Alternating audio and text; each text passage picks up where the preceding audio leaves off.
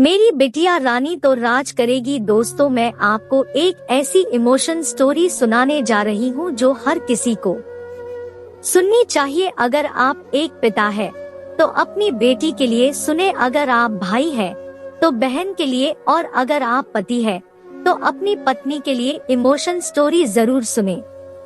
मेरा नाम सोनिया है, लेकिन यह कहानी मेरी नहीं बल्कि मेरी बेस्ट फ्रेंड काव्या की है।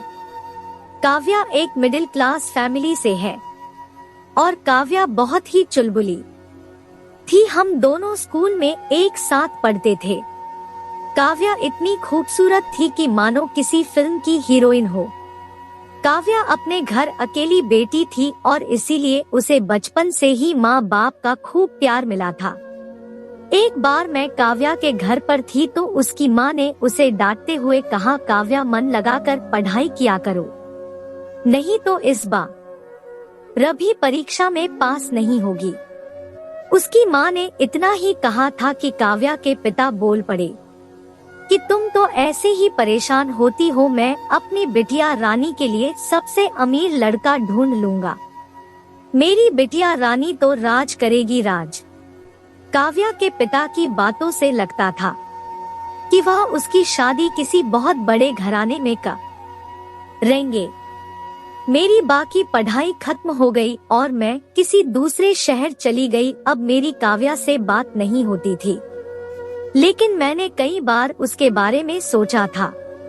काव्या को मिले 6 साल हो गए, मेरी भी शादी हो चुकी है और यकीनन काव्या की भी हो चुकी होगी। एक दिन मुझे किसी काम से बाजार में साइबर कैफे में जाना था। जब मैं साइबर कैफे से बाहर आई तो एक लड़की खड़ी थी जो कि बहुत जानी पहचानी लग रही थी। गौर से देखा था तो मैं खुशी से उछल पड़ी क्योंकि यह काव्या थी।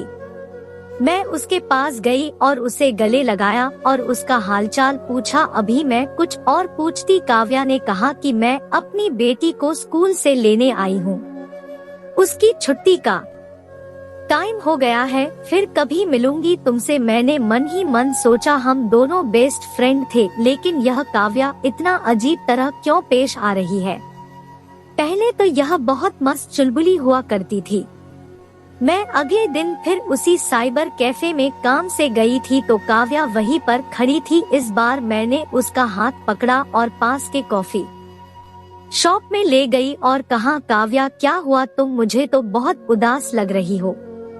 घर पर सब ठीक तो है? काव्या ने मुझे कहा कि हाँ सब ठीक है, लेकिन मैं जानती थी कि कुछ तो गड़बड़ है। मैंने फिर उसे समझाया कि काव्या मैं तुम्हारी बेस्ट फ्रेंड हूँ, अगर तुम अपनी प्रॉब्लम मुझे नहीं बताओगी तो किसे बताओगी। मेरे जोर देने पर काव्या ने बताया कि बीए फाइनल ईयर में मेरी शादी तय हो गई थी और मैंने खुशी से अपनी बाकी पढ़ाई पूरी नहीं की।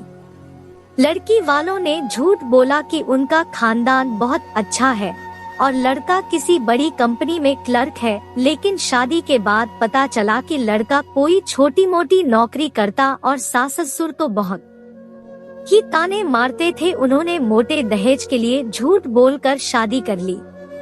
इतना सुनकर मेरे होश उड़ गए और काव्या की आंखों से आंसू निकलने लगे। उसने बताए इतना ही नहीं, जब भी उसका पति घर आता तो शराब पीकर आता और रोज उसे मारता। उन्होंने मुझे घर से भी निकाल दिया, यह कहकर कि बेटी पता नहीं किसकी है। काव्या ने मुझे बताया कि अब वह अपनी माँ के पास रहती है और उसके पापा की डेथ हो चुकी है।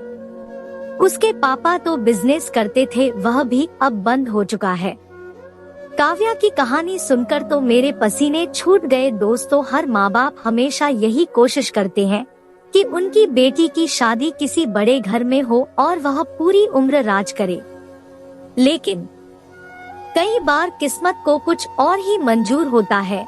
इसलिए हर एक माँ बाप की जिम्मेदारी बनती है कि उनकी बेटी आत्मनिर्भर बने और अच्छी शिक्षा हासिल करे, ताकि शादी के बाद भी वह अपना सिर गर्व से ऊंचा उठकर चल सके। अपनी बेटियों को आर्थिक रूप से इतना सशक्त जरूर बनाएं कि वह शादी के बाद भी अपना निर्णय खुद ले सके।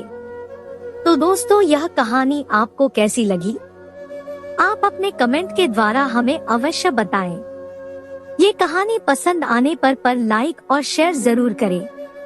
ऐसी ही कहानियाँ सुनने के लिए हमारे चैनल को सब्सक्राइब कर लें।